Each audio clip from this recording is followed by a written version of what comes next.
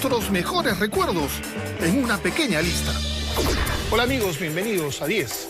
Hoy recordaremos a los gobernantes más crueles de la historia. Un programa que debería ser grabado por los profesores de los colegios de nuestro país para que después los chicos peruanos conozcan la historia y sepan qué es lo que no debe repetirse. Empecemos de una vez con el programa de hoy.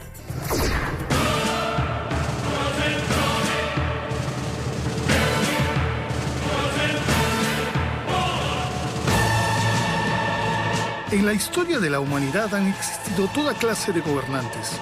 Algunos han sido líderes sabios y generosos que han llevado a su pueblo a la prosperidad, y otros se han impuesto a través de la prepotencia, el terror y el pisoteo de los derechos humanos. Un gobernante puede asumir lo más execrable de las formas de gobernar, que es el fascismo.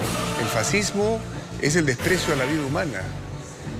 Y aparte del desprecio a la vida humana, algo que es sustancial en el ser humano, que es la libertad.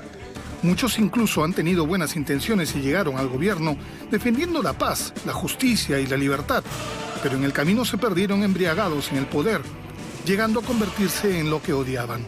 No basta con el poder que tiene, quiere tener más poder, y si hay una persona o grupos de personas que pueden significar un estorbo para el ejercicio del poder absoluto, pues entonces no hay ningún problema en eliminarlos, ¿no? Y cometer genocidios inclusive. Los libros de historia están repletos de estos tiranos autoritarios y egoístas, protagonistas de los más crueles sucesos. Citemos, por ejemplo, los emperadores romanos, esos que quizá resultan excéntricos y hasta bufonescos en las películas, pero en la vida real han sido los autores del derramamiento de sangre de esclavos, cristianos, opositores y hasta familiares o amigos. Uno de ellos fue Calígula, considerado uno de los más perversos personajes de la historia antigua. En su corto reinado encabezó cacerías humanas en las que no faltaron algunos parientes. ¿Quién no recuerda a Nerón? Ese personaje siniestro y extravagante de quien se dice tocaba la lira mientras incendiaba Roma. Asesinó a su hermanastro y mandó ejecutar a su propia madre sin el menor remordimiento. Otro tirano recordado por ser uno de los mayores enemigos del Imperio Romano fue Atila, el rey de los hunos, llamado también el azote de Dios, y del que se decía que donde pisaba su caballo no volvía a crecer la hierba, ya que por donde pasaba su ejército dejaba pánico y destrucción. Solo hay un Dios que pueda conducirnos a la victoria y este es su signo. Otro gobernante despiadado fue Iván el Terrible, zar de Rusia, conocido por su sadismo y brutalidad. Mandó a arrojar al príncipe Andrei Shuisky a una jauría de perros que lo despedazaron. Arrasó con ciudades enteras, torturando y asesinando a miles de pobladores, y en un ataque de ira asesinó con un certero golpe con su bastón a su hijo preferido Iván, aunque de este suceso se arrepintió el resto de su vida. Arrogantes, egocéntricos, déspotas y paranoicos, el mundo ha estado plagado de estos personajes que han dejado una sangrienta huella que ha marcado miles de vidas, países y hasta continentes enteros.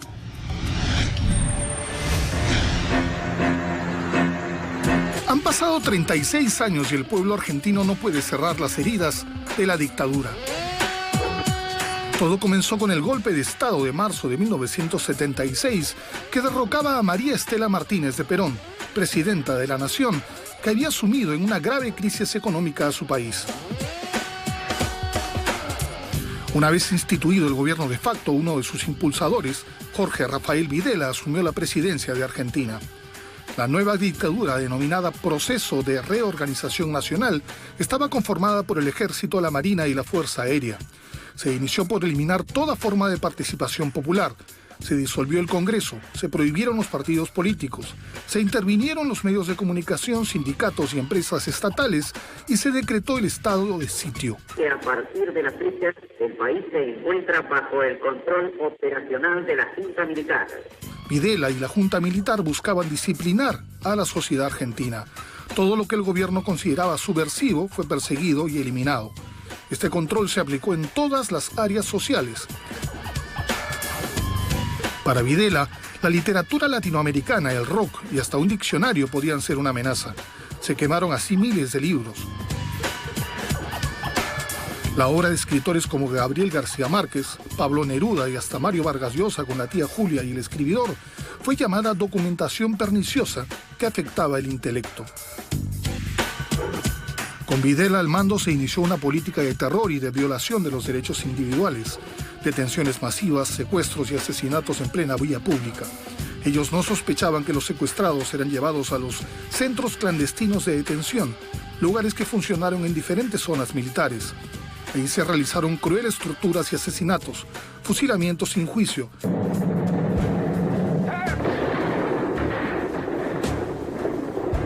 Hasta personas arrojadas desde un avión a las aguas del Río de la Plata con el fin de desaparecerlas.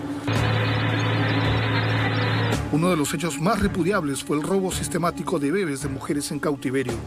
A las cientos de madres detenidas y a las que daban a luz en maternidades clandestinas, muchas de ellas con los ojos vendados y engrilletadas, se les arrebató sus hijos que fueron dados en adopción, entregados a instituciones e incluso criados por familias militares. Queremos saber dónde están nuestros hijos, vivos o muertos. Lo peor es que a pesar de la represión y los abusos cometidos, buena parte de la población daba su apoyo a Videla y la dictadura, pues la veían como la solución a la crisis económica. En 1985, tras restablecerse la democracia en Argentina, Videla fue condenado a cadena perpetua por el asesinato y desaparición de miles de ciudadanos, 504 privaciones de libertad, robos agravados, extorsión y una larga lista de crímenes realizados durante su gestión. En 1990, el presidente Menem le dio el indulto. Finalmente se le quitó este beneficio en el 2008 y tuvo que afrontar juicios por los que recibió la cadena perpetua. En el 2012 fue condenado a 50 años de prisión por el robo de niños. El periodo de Videla es considerado el más violento del régimen militar argentino, dejando un saldo de 30.000 desaparecidos, además de miles de exiliados, detenidos y torturados.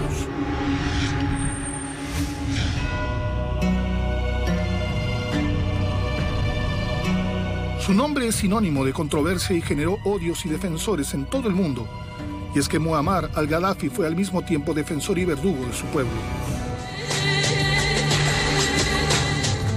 Durante sus 42 años gobernando Libia, llevó progreso, tecnología, educación y atención médica gratuita, pero castigó con furia a quienes se oponían a sus ideas o medidas. En septiembre de 1969 lideró el movimiento nacionalista que derrocó al rey Idris I de Libia. Desde entonces, este país pasaría a ser la República Árabe Libia. Al-Gaddafi tenía entonces 27 años y sus aires de joven rebelde, su política antiimperialista y su defensa del Islam le valieron la simpatía del pueblo. Fue llamado el Che Guevara árabe.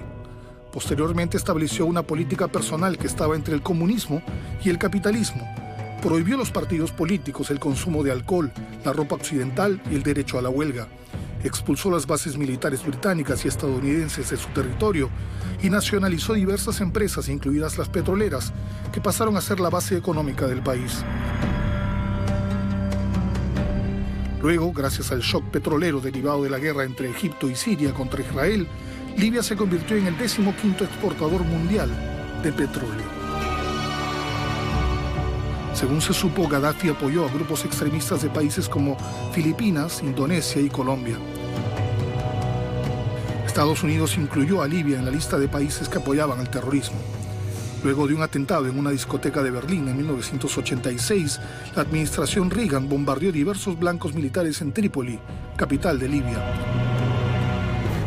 2 años después, en respuesta, Gaddafi ordenó el ataque contra un avión comercial de Pan Am que iba de Frankfurt a Nueva York, perdiendo la vida 270 personas, en su mayoría estadounidenses. Libia fue víctima del aislamiento y bloqueo occidental. Durante más de 4 décadas en el poder, Gaddafi cometió una serie de desmanes en su intento por aplastar cualquier intento de rebelión en su contra. Ya desde el inicio de su régimen amenazó con castigar con la muerte a cualquier persona que forme un partido político. Muchas desapariciones se registraron a lo largo de los años. En el 2004, Gaddafi admitió que en junio de 1996 mandó a ejecutar a más de 1000 presos. También fomentó la persecución a los disidentes exiliados. Varias integrantes de su seguridad personal, compuesta por 200 mujeres llamadas las Amazonas, lo acusaron de haber sido violadas por él, sus familiares y miembros de su entorno. A principios del 2011, levantamientos en Libia y en su capital Trípoli, exigiendo la salida de Gaddafi del poder, desataron crueles enfrentamientos. Ayudados por la OTAN, las tropas rebeldes tomaron la capital y cercaron al entorno de Gaddafi en agosto. Finalmente, en octubre del 2011 se realizó la captura y muerte del gobernante libio. Los gobernantes más crueles de la historia. Nuestros mejores recuerdos en una pequeña lista. Ya estamos de regreso en 10 y en este bloque la historia de el duce Benito Mussolini, el italiano, el iraquí Saddam Hussein y el dominicano Rafael Leónidas Trujillo, el Chivo, del que el peruano Luis Llosa hizo una excelente película. Veamos.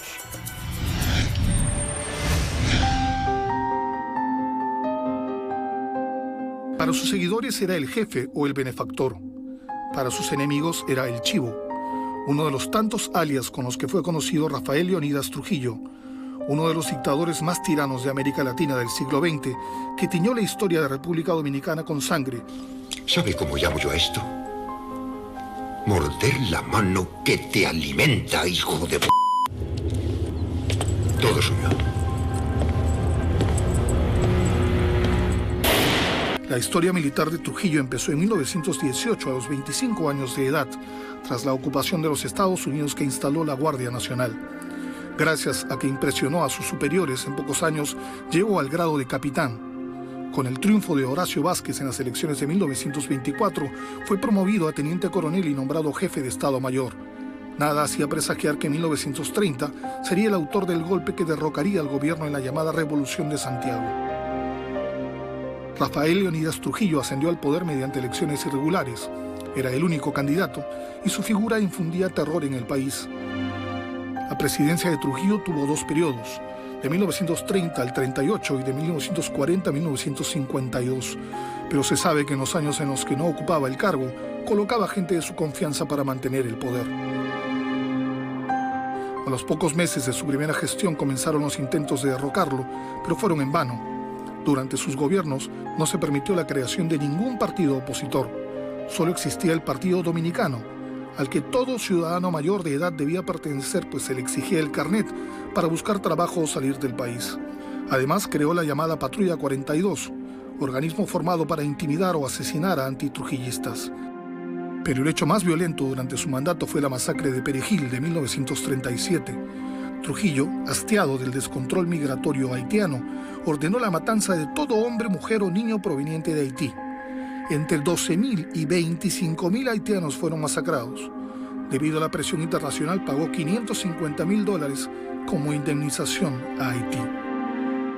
En su gobierno, amasó una enorme riqueza adquiriendo propiedades y empresas a precios irrisorios mediante la extorsión.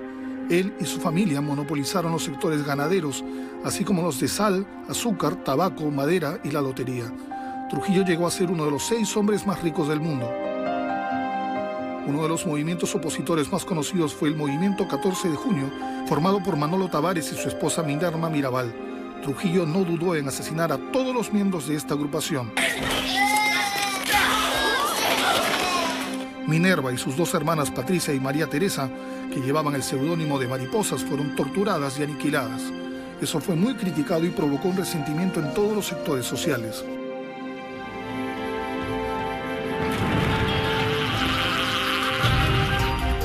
En 1960 la Iglesia no estaba con él y su apoyo a un atentado contra el presidente Rómulo Betancourt de Venezuela originó que todos los miembros de la OEA rompieran relaciones con República Dominicana, suspendiendo relaciones comerciales.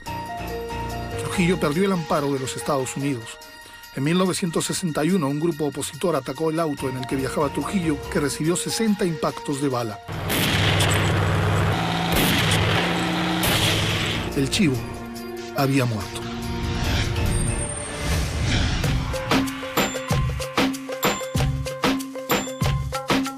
Algunos aseguran irónicamente que él era la peor arma de destrucción masiva de su país. Desde que asumió el poder en 1979, su pueblo fue sometido a su régimen a través de la opresión y el desprecio por los derechos humanos. Hussein, el hombre absoluto e intimidante, estará siempre en la lista de los gobernantes más implacables de la historia. Desde muy joven integró el partido más radical y nacionalista de Irak, el Ba'ath. Poco a poco, tras ser parte de revueltas y atentados, ganó fama de sicario, pues no tenía ningún problema en matar a sus enemigos. Cuando asumió la presidencia de Irak, ya era un hombre temido. Años antes, como mano derecha de su antecesor, Ahmed Hassan al-Bakr, había organizado la ejecución pública de 13 supuestos espías, la mayoría judíos iraquíes. El terror ahora estaba en todas partes. Aún así, cada cierto tiempo alguien se rebelaba en contra del régimen. En 1982, un grupo de chiitas participaron en el atentado fallido en contra de Hussein. Tras su confesión, se ordenó la tortura y ejecución de 148 personas, entre hombres, mujeres y niños, y la captura de otras 399 relacionadas con el asalto. Entre 100 y 180.000 personas murieron. Ese mismo año, otro bombardeo con armas químicas a la aldea kurda de Halabja provocó la muerte de unos 4.000 civiles. Tras su salida del gobierno, se registraron cientos de denuncias de torturas, violaciones y ejecuciones de gente inocente. Muchas de ellas terminaron en fosas comunes halladas posteriormente. Los servicios de seguridad arrestaban a la gente sin cargos.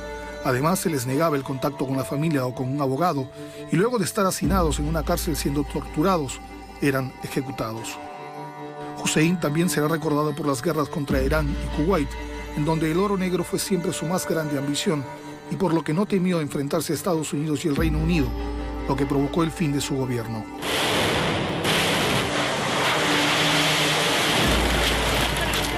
Finalmente, sus enemigos terminaron por capturarlo en diciembre del 2003 en un búnker. Tras 2 años de juicio, fue condenado a morir en la horca. Su ejecución se realizó en diciembre del 2006.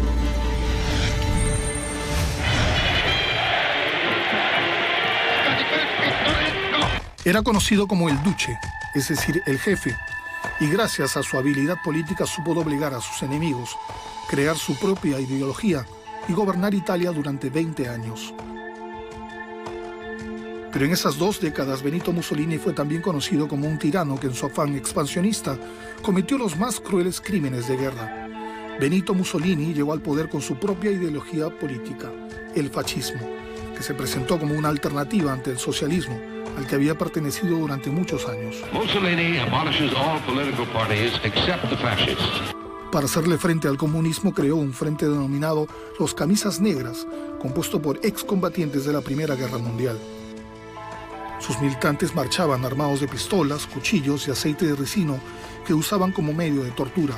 Eran exmilitares entrenados para matar y sembraron el terror en los grupos socialistas. Tras violentos episodios armados entre los Camisas Negras y socialistas y comunistas, Mussolini asumió el gobierno como primer ministro en 1922. Durante su mandato estableció un régimen cuyas características fueron el nacionalismo y el militarismo, la estricta censura y la propaganda estatal. Poco a poco fueron anuladas las libertades políticas y sindicales. Entre 1927 y 1934, más de 5.000 personas fueron condenadas por oposición al régimen. Se dictaron condenas a muerte y 10.000 personas fueron desterradas y 15.000 deportadas. Mussolini también adoptó una política exterior agresiva e inició la invasión de Etiopía. Utilizó armas químicas y bacteriológicas prohibidas por la Convención de Ginebra. El pueblo etíope se redujo de 11 millones a 9 millones a lo largo de esta guerra de 7 meses. Cuando Hitler llegó al poder en Alemania, Mussolini aprovechó la oportunidad para establecer lazos con el líder nazi, a quien trató con cierta inferioridad, pero con el tiempo observó que Alemania se hacía más poderosa y se preparaba para una guerra. Influenciado por Hitler, promulgó en 1938 una serie de leyes raciales, estatutos discriminatorios con los que se limitaban las libertades a judíos italianos. Mussolini se hizo cómplice de la deportación a los campos de concentración nazi de judíos que aún vivían en Italia. El Gran Consejo Fascista destituyó a Mussolini en 1943. Ese mismo año los alemanes lo rescataron. Durante los últimos días de la guerra intentó huir a Suiza con su amante, Clara Petacci, pero fueron capturados por miembros de la resistencia que los fusilaron en Giulino de Mesegra en 1945, siendo sus cuerpos expuestos en Milán y sometidos a ultrajes. Lo que muchas veces nadie entiende es por qué estos gobernantes tienen tantos y tantos seguidores. Tema para los sociólogos. Vámonos a la pausa y volvemos con Hitler, Stalin, Mao y mucho más aquí en 10. Ya venimos. Los gobernantes más crueles de la historia. Nuestros mejores recuerdos en una pequeña lista. Ya estamos nuevamente en el programa de hoy y en este bloque el temible ugandés Idi Amin Dada, el chino Mao Zedong y su libro rojo y el chileno Augusto Pinochet. Veamos.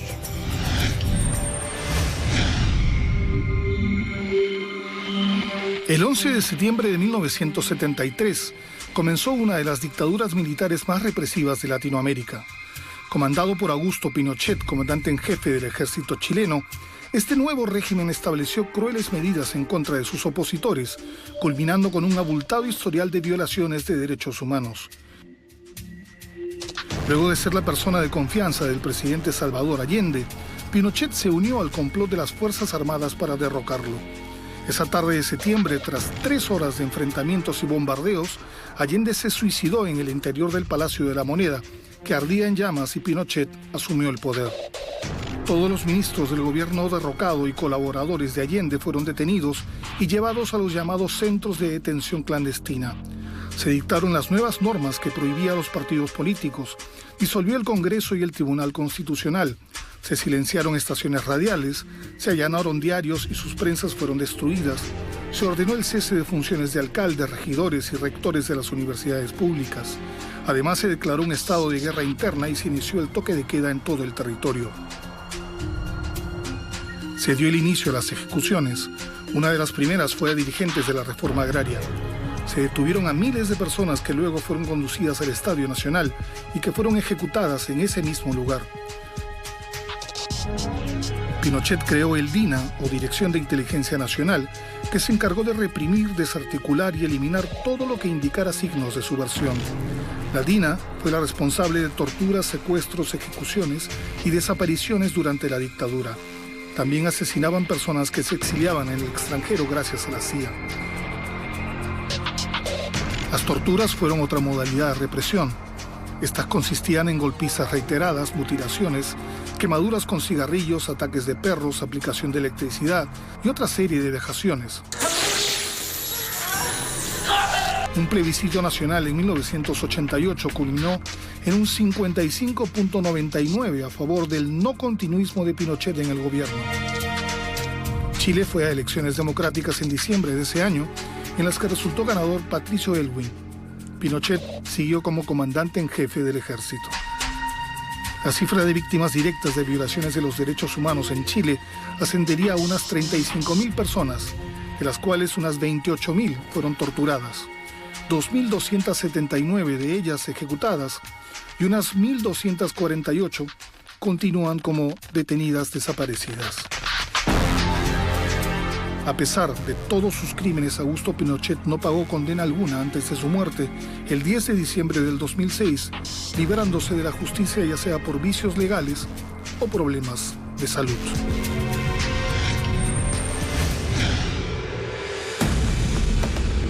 Nunca dejes que el enemigo tome la iniciativa. Retírate cuando avance, ataca cuando descanse.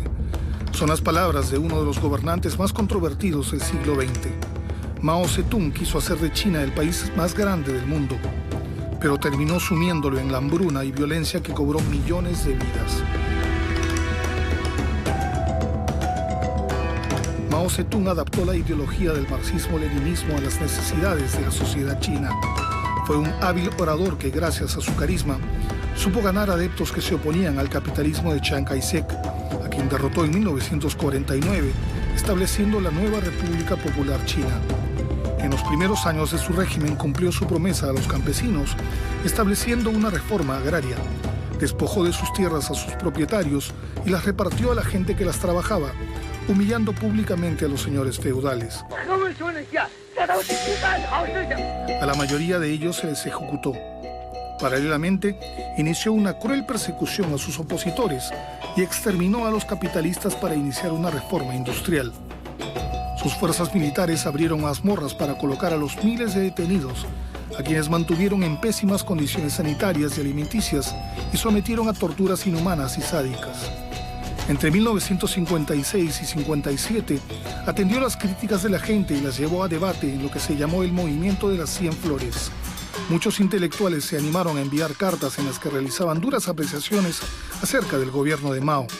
Mao terminó por considerar que este movimiento era una amenaza para su partido y lo suspendió.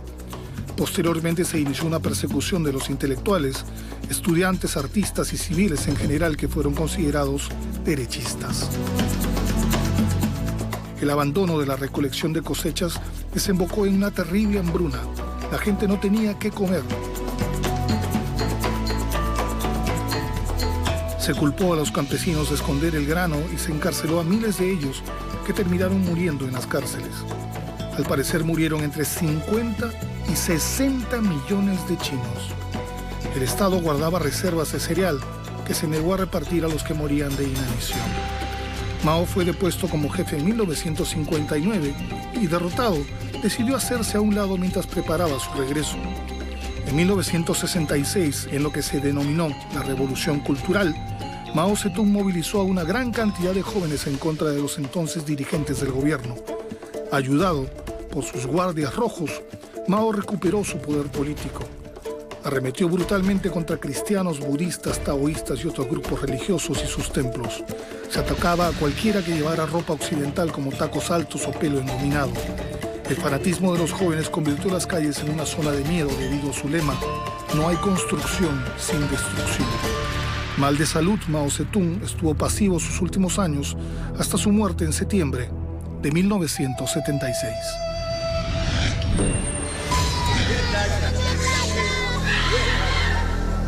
Era llamado el carnicero por los que lo odiaban o le temían. Pero los que no conocían su lado más sórdido lo calificaban como un líder carismático, alegre y extravagante. Sin embargo, detrás de esta fachada, Idi Amin Dada era un hombre despiadado que no temió en eliminar con brutalidad a sus enemigos e incluso, según dicen, devorárselos. Amin ascendió con rapidez en el ejército de su recientemente liberado país, Uganda, y se convirtió en el hombre de confianza de su primer ministro, Milton Obote. El nombre de este no dudó en hacer los trabajos sucios, como cuando arremetió contra el palacio del rey de la tribu Kabaka, Mutesa II de Bugamba. Con cientos de soldados atacó la residencia iniciando una masacre que culminó con el aniquilamiento de 2.000 miembros de la tribu y cientos más lanzados vivos al río Nilo. El rey se exilió en Londres y Obote se autoproclamó presidente y nombró a Amin jefe del ejército. Aprovechando que el presidente se encontraba fuera del país en enero del 71, tomó la residencia del presidente, bloqueó el aeropuerto y las carreteras y anunció el golpe contra Obote. Cualquiera que fuera atrapado con una pistola o cualquier tipo de arma era amenazado con la muerte. Así cientos de personas fueron brutalmente aniquiladas. En realidad, Amin pensaba que cualquiera de estas personas era un opositor. A lo largo del Nilo, sus escuadrones de la muerte comenzaron a llevar personas a zonas poco habitadas y lanzarlas al agua luego de un disparo en la cabeza. Después cualquiera pasó a ser un candidato a la muerte. Más de 9.000 soldados fueron torturados y fusilados. Para 1972, otros 5.000 militares leales a Obote habían desaparecido. De pronto surgió un rumor escalofriante. Se decía que Idi Amin era caníbal y que se había comido las vísceras de sus enemigos. Aunque nunca se supo si eso era mito o realidad, se dice que un día fue a la morgue para identificar el cuerpo del general Charles Arube y pidió que lo dejaran a solas. Tiempo después, el exministro de Sanidad contó que al regresar a la sala de autopsia, se percataron que al cadáver le faltaban varios dedos de la mano y de los pies. Otros afirman que en una oportunidad dijo: "Me gusta la carne humana porque es más blanda y salada". Tras su exilio en Libia en 1979, luego de la caída de su régimen en la guerra con Tanzania, se abrieron las cámaras de tortura. Eran los cuarteles de la policía secreta. Se encontraron cadáveres, uñas arrancadas y manchas de sangre. Se estima que alrededor de 500.000 de personas fueron asesinadas y no se puede contabilizar cuántas fueron torturadas y obligadas a exiliarse. Idi Amin Dada murió en julio del 2003 en Arabia Saudí sin haber pagado sus culpas. Vamos a la publicidad y regresamos con la recta final del programa. Hitler, Stalin y un plus sobre Alberto Fujimori. Ya venimos. Los gobernantes más crueles de la historia. Nuestros mejores recuerdos en una pequeña lista. Ya estamos en la recta final del programa y en el número 2 de esta lista, la historia del soviético Joseph Stalin y además en el plus, Alberto Fujimori.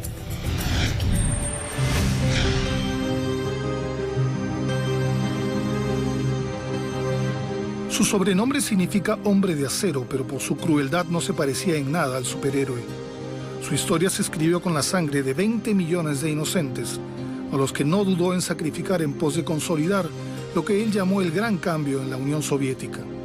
Nació como Joseph Vissarionovich Saakashvili, pero fue llamado Stalin durante la revolución de los bolcheviques en 1917. Subió al poder aliándose y luego traicionando a varios miembros del partido, entre ellos a Trotsky, a quien envió al exilio. Las primeras medidas fueron la colectivización de las tierras. Más de 15 millones de propietarios se quedaron sin sus terrenos, que fueron repartidos a los campesinos. Los que se opusieron fueron enviados a Siberia y algunos fueron aniquilados.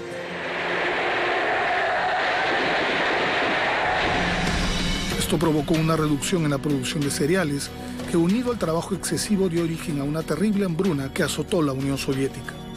Se acusó a los campesinos de ocultar la comida. El castigo por esconder una mazorca de maíz eran 10 años de trabajos forzados. Incluso en casos extremos se practicó el canibalismo. Solo en Ucrania murieron 5 millones de hambre. Pero Stalin negó el hecho y la sola mención de la palabra hambre era castigada.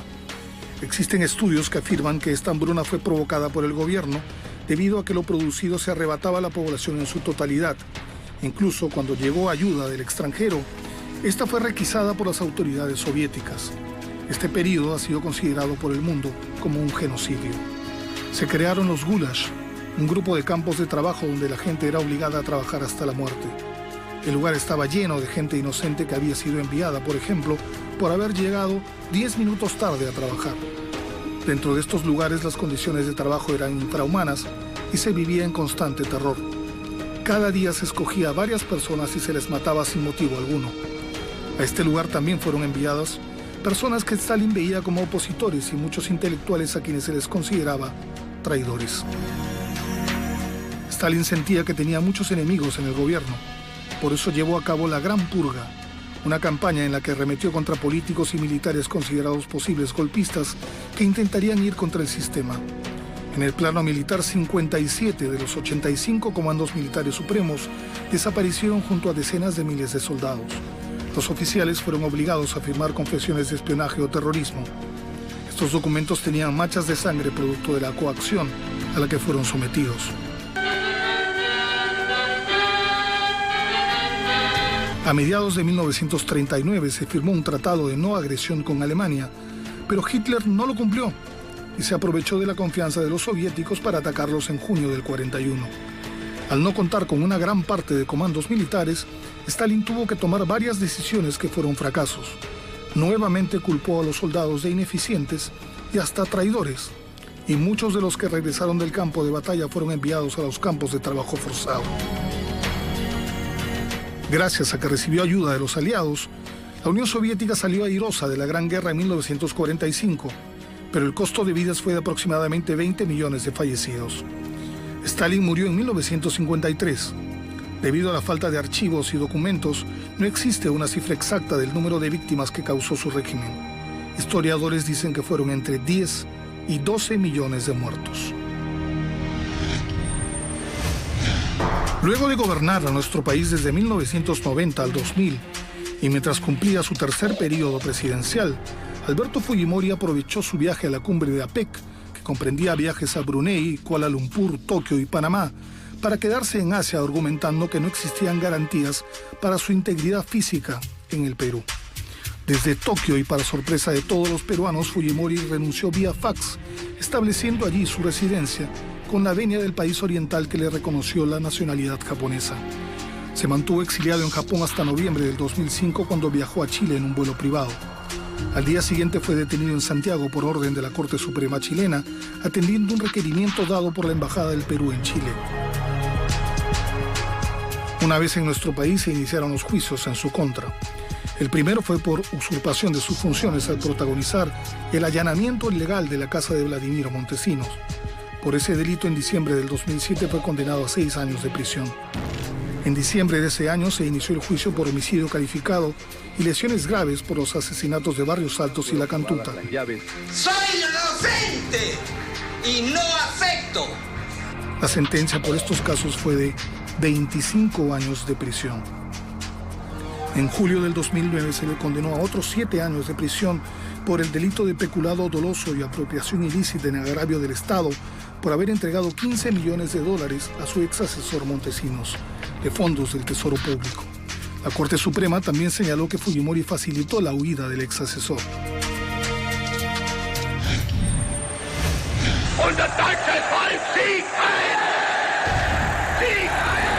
Fue un orador y estratega político que hablaba de convertir a Alemania en el eje de Europa y del mundo, pero será recordado como un antisemita patológico que decía que el judío para el nazismo es como el diablo para el cristianismo. Adolf Hitler es sin duda el dictador más infame de la historia, un hombre con una capacidad de odio sobrehumano que protagonizó el genocidio más repudiable de todos los tiempos. En su juventud quiso ser artista.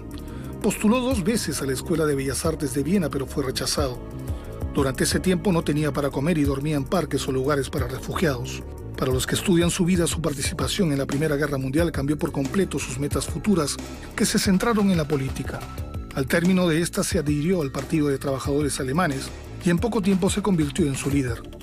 Hitler tenía 3 metas bien marcadas para su país: asegurar la hegemonía de Alemania en Europa, ampliar el territorio alemán mediante la invasión de otros países y erradicar a los judíos, a quienes consideraba una tuberculosis racial.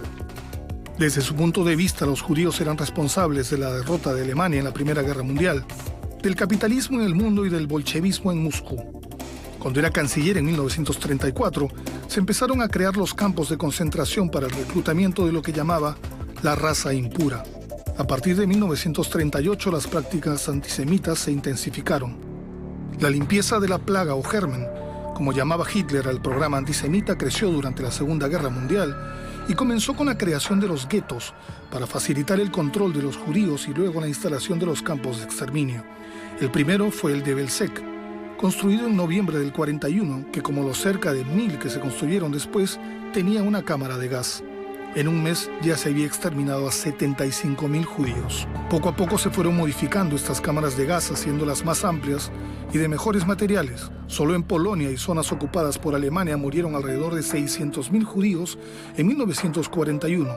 Pero Hitler también se ensañó con personas que se consideraban inservibles, como mutilados y niños con retraso mental mediante el programa de acción T4. Entre 1939 y 1945, con la ayuda de las SS y aliados de Hitler, se dice que se asesinaron entre 11 y 14 millones de personas, incluidas 6 millones de judíos, 3 millones de polacos no judíos y otros grupos comprendidos por testigos de Jehová, católicos, comunistas, gitanos, enfermos mentales y homosexuales. Otros métodos de exterminio utilizados fueron fusilamientos, ahorcamientos, hambre y torturas.